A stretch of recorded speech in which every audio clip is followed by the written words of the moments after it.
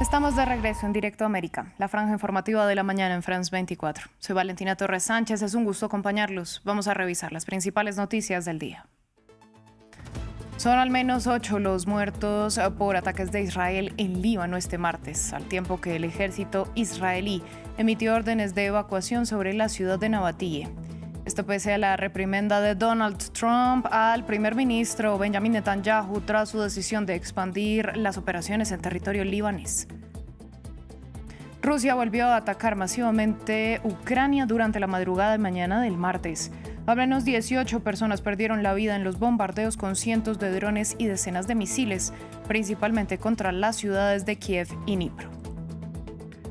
El director de la OMS informó que son 5 los recuperados de ébola en República Democrática del Congo, al tiempo que anunció la construcción de un centro de tratamiento en Bunia, el epicentro del actual brote. El organismo internacional indicó que son 321 los casos confirmados en el país, donde los sospechosos superan los 1.000.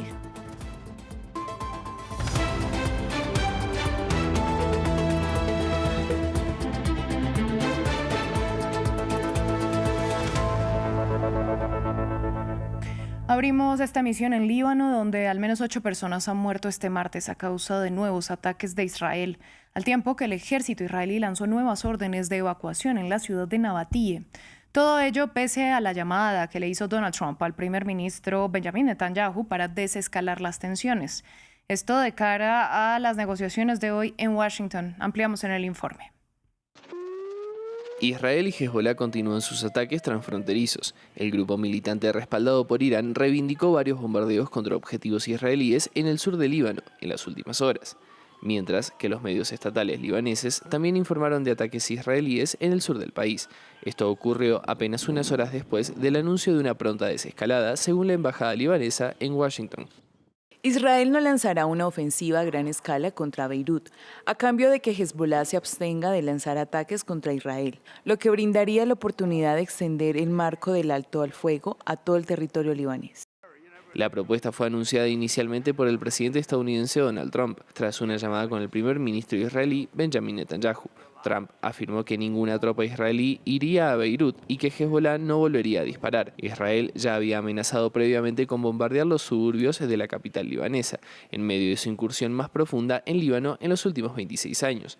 Netanyahu confirmó la llamada telefónica, pero su tono fue más cauto. Hablé con el presidente Trump y le dije que si Hezbolá no cesa sus ataques contra nuestras ciudades y ciudadanos, Israel atacará objetivos terroristas en Beirut. Nuestra postura se mantiene inalterable. Paralelamente, las fuerzas de defensa de Israel continuarán operando según lo previsto en el sur del Líbano. Tras el llamado de alto el fuego, la ONU celebró una reunión de emergencia convocada por Francia.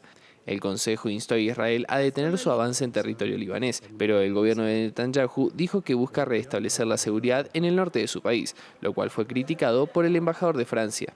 Hezbollah es el responsable de esta guerra. Reconocemos el derecho de Israel a la legítima defensa. Sin embargo, nada justifica la continuación ni la magnitud de las operaciones militares en Líbano. Israel debe detener los ataques, ya que muchas personas son desplazadas, muertas o heridas. Y la ocupación del territorio se profundiza cada vez más. Lejos de traer la paz, corre el riesgo de avivar aún más la inestabilidad.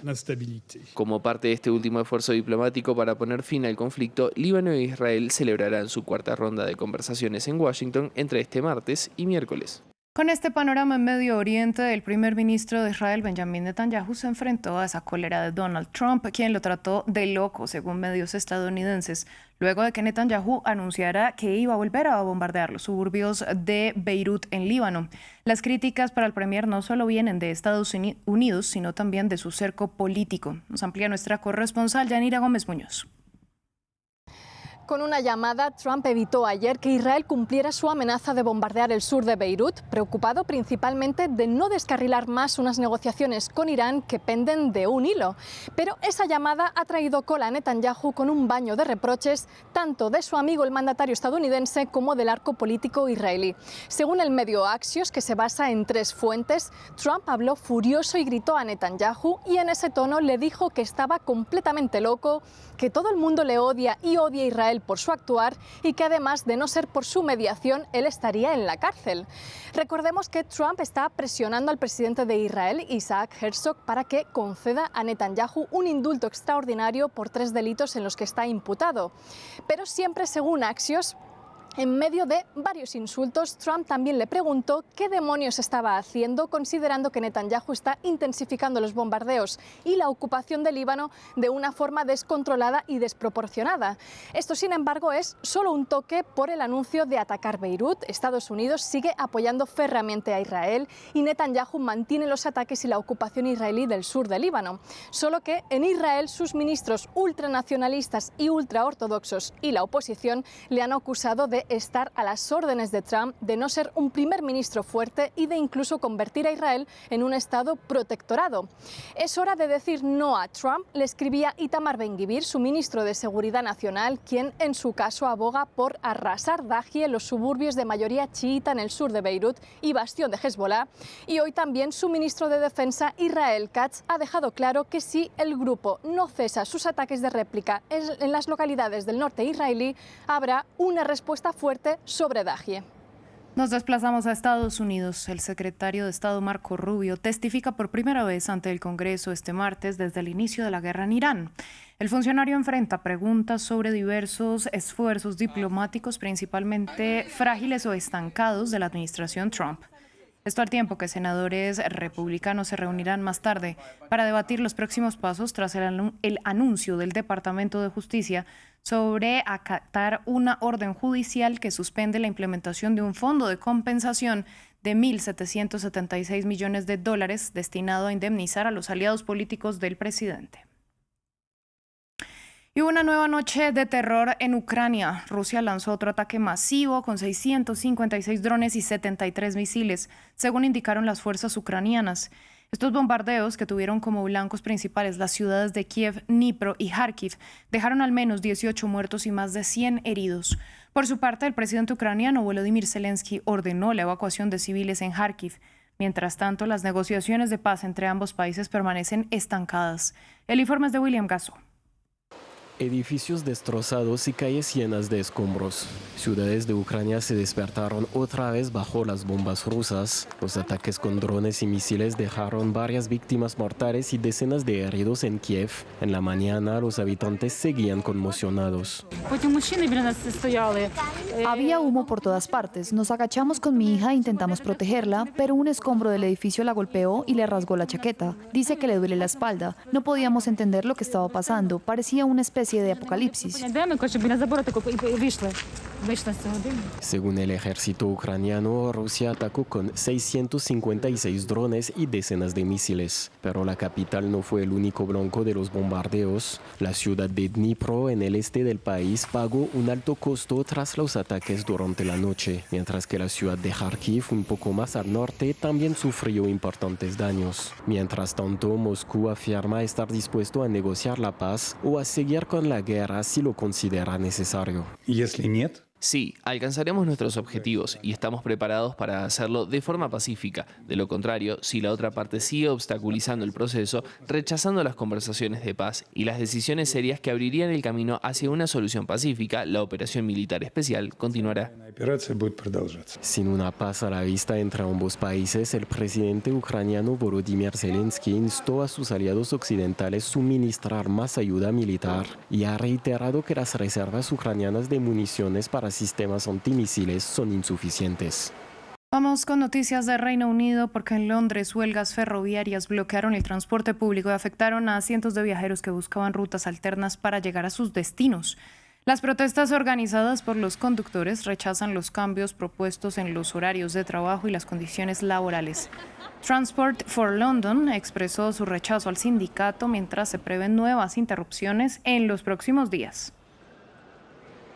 Vamos ahora a la República Democrática del Congo. El director de la Organización Mundial de la Salud, Tedros Adhanom Ghebreyesus, anunció que 5 personas se han recuperado de ébola en medio del complejo brote que afecta al país y que ya deja 321 casos confirmados. Esto al tiempo que informó que se construirá un nuevo centro de tratamiento para la enfermedad con 60 camas en Bunia, el epicentro del brote, donde este martes reabrieron el aeropuerto. Mientras en Uganda confirmaron 6 nuevos casos, elevando la cifra a 15, según el Ministerio de Sanidad ugandés. Ampliamos los detalles en el informe. Optimismo por parte del director general de la Organización Mundial de la Salud tras finalizar su visita a República Democrática del Congo. La agencia advierte de que es probable que las cifras oficiales de contagios estén subestimadas, pero el jefe de la OMS afirmó que el país tiene la experiencia necesaria para luchar contra el virus. Creo que, como dije antes, hay experiencia en este país y bajo el liderazgo del gobierno y especialmente con la implicación de la comunidad podemos detenerlo. Estos son los ingredientes que son importantes. Durante esta visita hubo un rayo de esperanza. 5 personas se han curado de la enfermedad. Sin embargo, para los sobrevivientes, el camino hasta la recuperación es duro.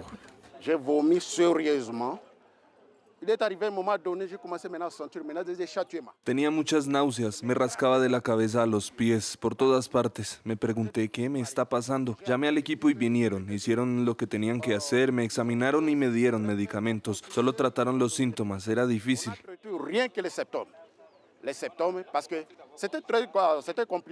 Mientras la OMS advertía sobre la propagación del ébola a los países vecinos, Estados Unidos anunció que iba a establecer un centro de cuarentena en Kenia para atender a sus ciudadanos expuestos al virus. Aunque Nairobi ha defendido el acuerdo, los kenianos que se oponen al plan están furiosos.